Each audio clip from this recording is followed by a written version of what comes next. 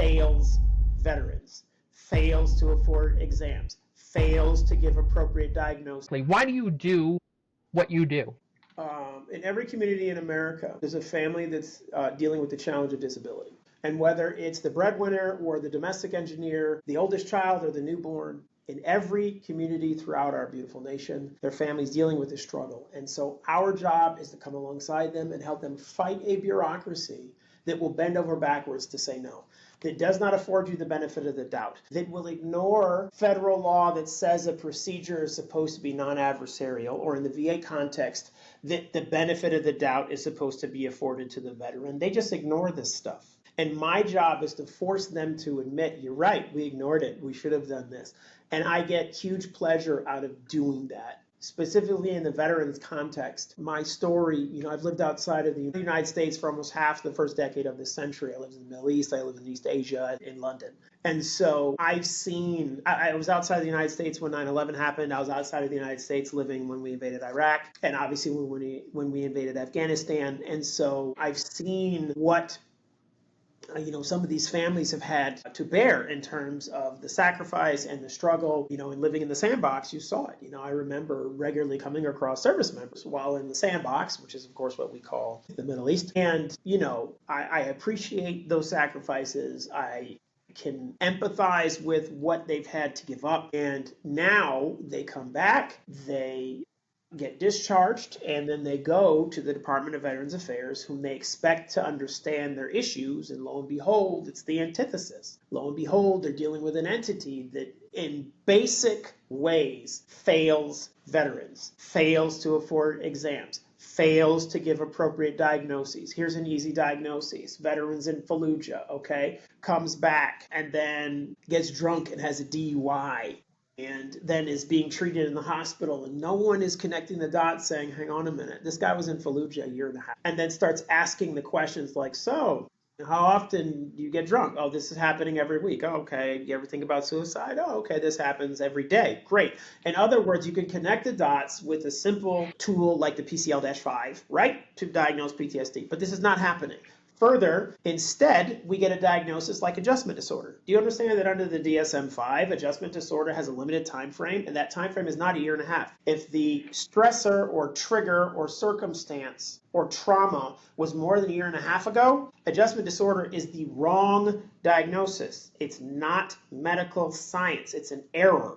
And VA messes this up all the time, as if there's a protocol that tells them, hey, someone comes in with a mental health problem, if it's in the anxiety disorders, what you do is you put adjustment disorder. It's as if that protocol exists. And I would love for a VA employed doctor, and obviously it'd be someone who used to be, right, to come forward and say, yes, here's the protocol. Here's how they tell us we have to do the diagnoses. Forget what's in the DSM-5. Forget what medical science says. Forget what good and acceptable medical care says. This is what VA mandates. That's what I want to see, because then this vindicates where we're at, and so we love this fight. It's a fight. We love this fight.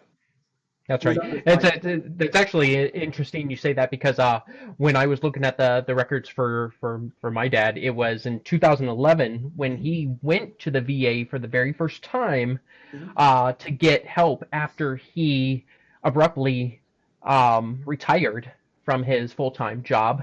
There was something happening with him mentally, but what we found in those records from the mental health professionals there was they had, I believe it was adjustment disorder they had diagnosed. And then he ended up quitting that mental health within about a year, I believe it was, within at least 2 years.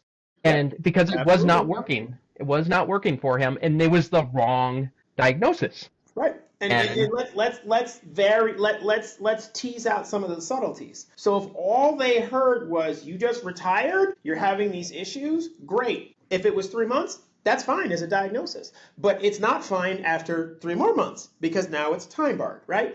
That's only one iteration. Here's the other iteration. Oh, so you just left your work. How long have you been doing this work? Oh, wow, that's a long time. Start asking the other questions. So we're at the VA, so you're a veteran, did you see combat? Oh, you did. In other words, there's a whole set of predictable questions that VA ought to be prepared to ask that they're not asking. They're That's not. right.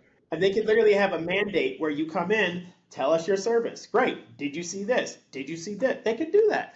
But in my opinion, Jason, they're disincentivized to do that for several reasons. And the only one I'm going to bring up now is I think that there's a fear that if VA accurately reports, for example, incidents of post-traumatic stress disorder diagnoses among veterans, incidents of suicide among veterans, incidents of military sexual trauma among female veterans, which is high. If they were to accurately report that people would just flood out of the military and that they have a serious recruiting problem. Now, on one level, that's a legitimate concern. It's not the VA's concern. It's not the VA's concern. Ultimately, that's Congress's concern because they need to figure out what to do so that the military can actually recruit the way it's supposed to.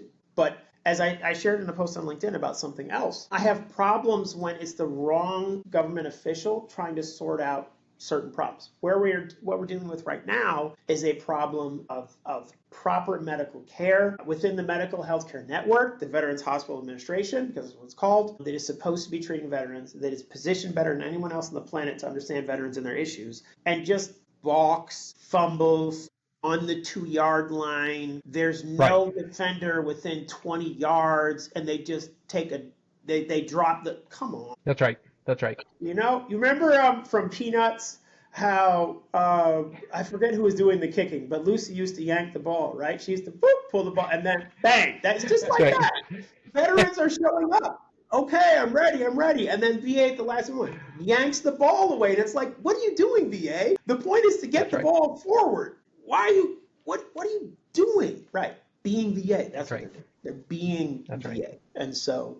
Yeah, but I appreciate that. I'm glad you asked. Thank you. I love this fight. And it's just, but it is a fight. It's just, it's a fight, and I get it. I have a better perspective now with certain aspects of this fight, understanding that, that the job of the attorneys on the other side is basically to do the fight. Like, they're not looking, in my opinion, to be reasonable almost ever, and so.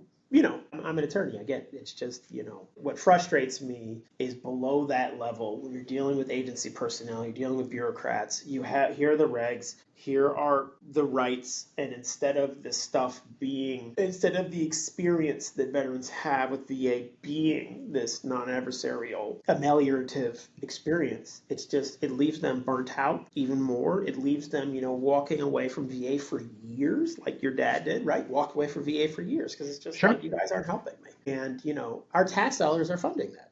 They're funding that. And they should be funding that. But the quality and the level of care should be much, much, much higher. Well, absolutely. I mean, that's a great point, and we'll go into this point, much deeper in the future, in near future here. But I think that's a great point, that it's, one of the reasons why I'm so vested in this and Dad's care is because partly it's my tax dollars. It's not the only reason, but it's my tax dollars that are funding, programs like the VA, organizations like the VA within our government. So if you're not going to have a great organization or have great healthcare, then why have it at all? Or let's make those dollars go as efficiently as possible, so that the value you get out of it is better than, or at least as good as, what you can buy on the open market, because those are our tax dollars. So we as Americans, I think that's why we live here in America, is we have a say of what goes on with our tax dollars. So we have that. It's up to us to keep on top of this with Congress, keep on top of this with the organizations like the VA,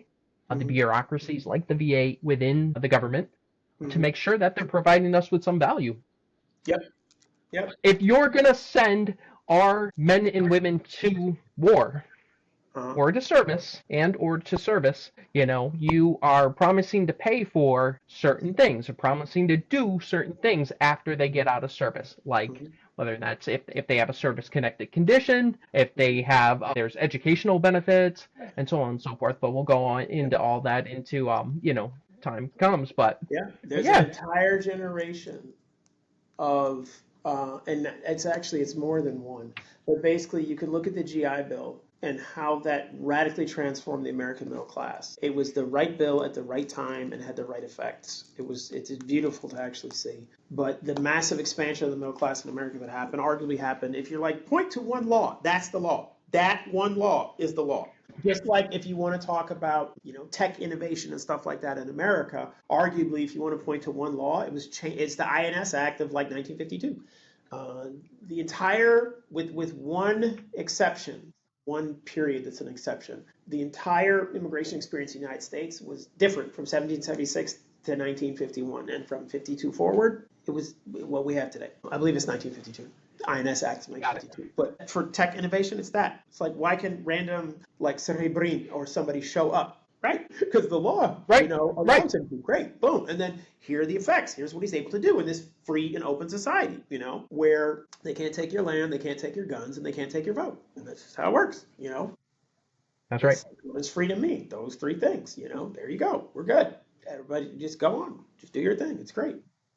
And, there's many people who come here and who get that ethos. There's also people who enter the military because what they want to do is to be able to access, that and do. I have a client from when I was in Binghamton. We spent 8 years, my wife and I, in Binghamton. It's the first place we lived as a married couple.